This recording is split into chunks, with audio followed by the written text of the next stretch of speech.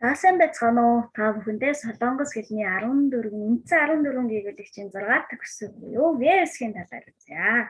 За Солонгос нэрийг нь P гэдэг байгаа. P.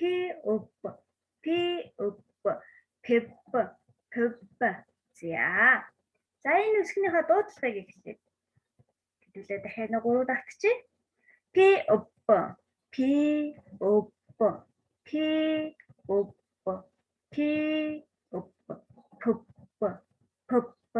За энэхүү үсгийнхаа одоо зурлалаа дөрвөн дараалалаар бичнэ зурлага нь.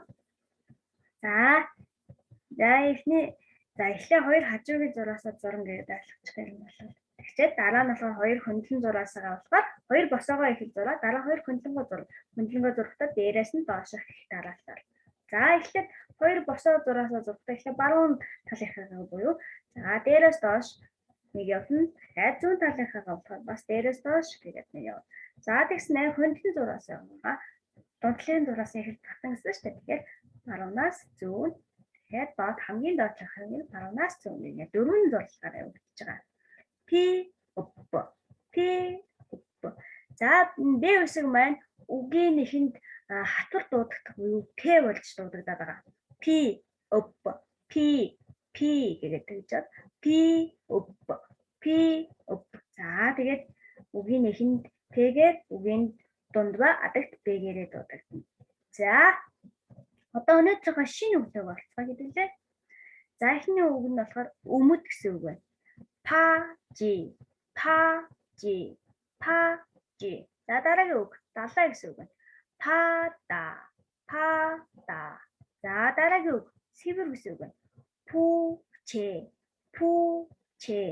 Пуче. За дараагийн үг хоол гэсэн үг байна.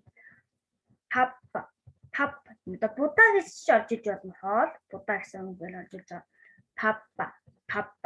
За дараагийн үг болохоор бөгж гэж байгаа. Панчи. За дараагийн үг банана.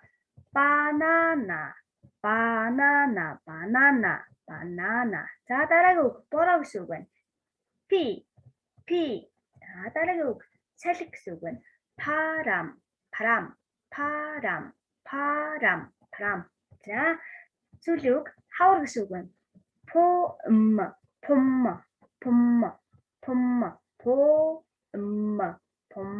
За өнөөдрийн үгүүд маань ингээд үлээ.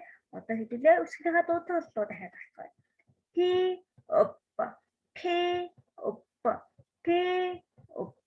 За үсгний маань зурлагын дөрвөн дараалалаар явагдана гэсэн үсгийнхаа зурлагыг яг тэр дугаарлсныхаа дагуу 1 2 3 4 гэдэг талаалаар нь зураад зөв бичихийг хүсэж байна та бүхнээс. За тэгээ өнөөдрийн өгнүүдээ сураад үсгийнхаа дуудлагыг сураад тэгээ дараагийн хичээлээр уулзтал түр баяртай. Баярлалаа.